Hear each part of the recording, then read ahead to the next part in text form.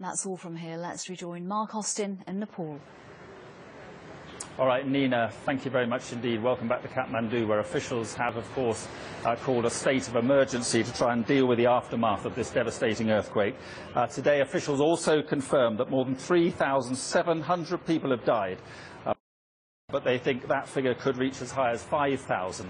Around 6,500 people have been injured. There's a huge humanitarian operation needed, of course. UNICEF has said around 1 million children are in urgent need of aid. So far, the UK has pledged £5 million in aid, and help is coming from across the world. And talking of children and their suffering here, joining me is Devendra Tak of Save the Children. Devendra, thank you for joining us. Just give us a sense of the suffering of the children here right now. Children are always the most vulnerable during these crises, and most often also the most neglected. Children, they have very specific needs. They have needs for medical attention, they have needs for nutrition, and they also have needs for child protection. We know that during such situations, when their parents are away, children can be easily abused. And that's why we also want to stress upon child protection. And lastly, I want to mention psychosocial support, because children go through a trauma, and they are even further traumatized when they see their own parents and elders being so fearful and so helpless. Right, you've listed the problems there. My question is, how prepared are the local authorities and the international aid agencies to deal with that as we speak? Save the Children has some pre-positioned stocks over here in Kathmandu, and we have already in Kathmandu Valley today distributed soap and baby packs, which include clothes for babies and blankets.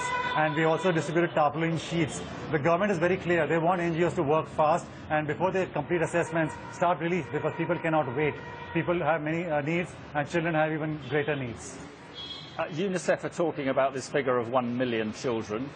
Do you think that is about right? It's a huge figure.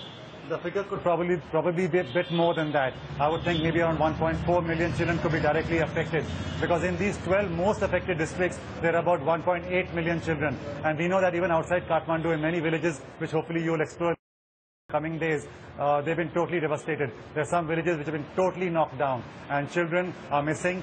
Children are seriously in need of assistance. And how difficult, and we were hearing a bit earlier from Plan, how difficult do you think the logistical operation will be? It's huge. Take only warehousing, for example. Once the relief material comes in, if and when it's actually distributed out from the airport, where will it go? Where will it be stocked? And given the weather situation here, when it can rain anytime, we need a safe environment, secure environment to stock the goods. And then are all NGOs acquainted with Nepal? Do they know how to move around? And how will they move in a coordinated manner in the hilly terrain over here to remote villages, and move heavy equipment and do the operation? All right, well, we wish you well. It really is a complex operation. That's it from Kathmandu for now. In later programmes, I'll be reporting from a place called Bhaktapur, which has been really severely damaged and where the people need considerable help. But for now, from Kathmandu, from me, bye-bye.